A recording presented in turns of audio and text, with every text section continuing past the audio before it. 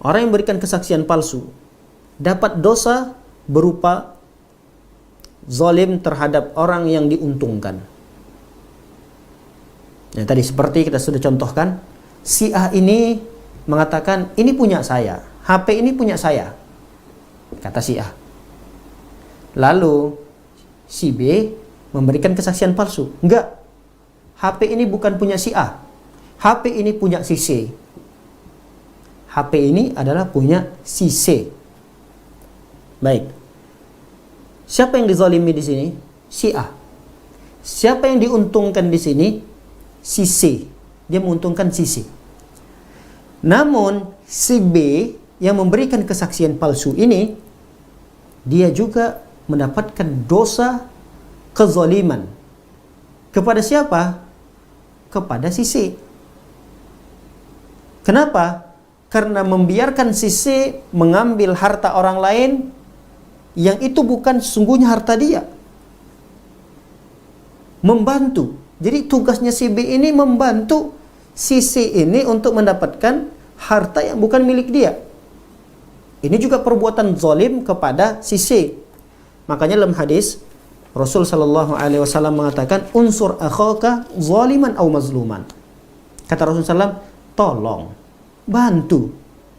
tolong bantu saudaramu yang dizalimi, dan tolong pula saudaramu yang menzalimi. Kata sahabat Nabi, ya Rasulullah, kalau yang dizalimi kami paham, kami bisa bantu. Namanya orang yang dizalimi, kami bisa bantu. Tapi bagaimana kami membantu orang yang zalim? Gimana caranya ya Rasulullah kami membantu orang yang zalim? Kata Rasul sallallahu alaihi wasallam, hentikan kezalimannya. Dengan begitu kamu telah membantu dia.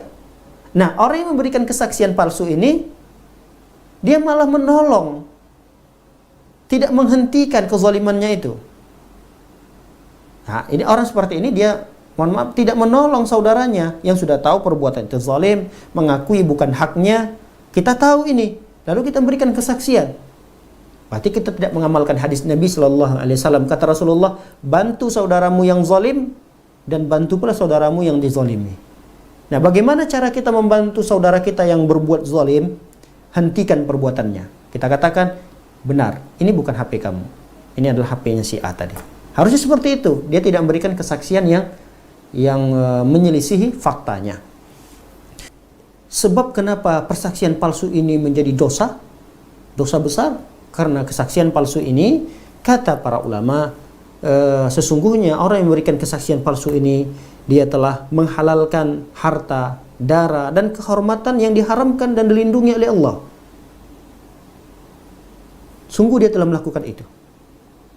Hukum asalnya, harta, kemudian darah, kehormatan, kaum muslimin hukumnya haram.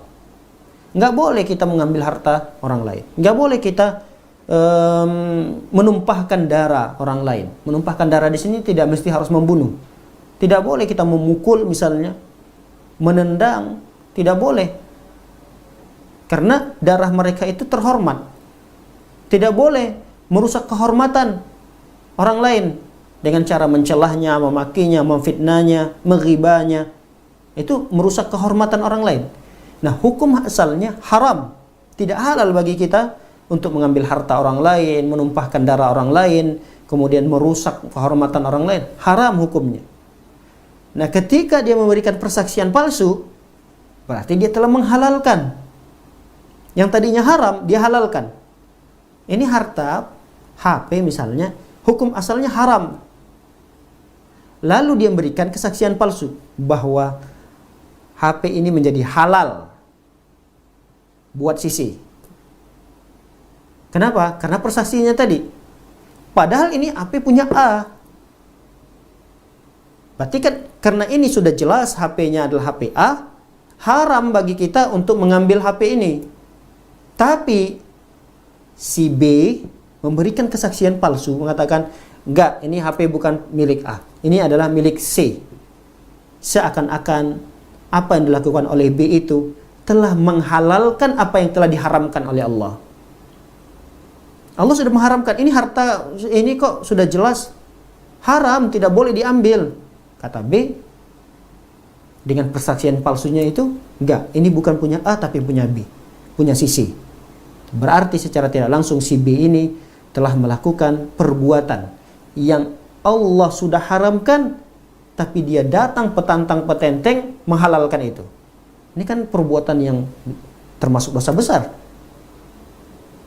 yaitu menghalalkan apa yang diharamkan oleh Allah, atau sebaliknya mengharamkan apa yang dihalalkan oleh Allah Subhanahu wa taala. Sebagai hamba Allah Subhanahu wa taala, dia tidak berhak, tidak layak untuk melakukan perbuatan itu.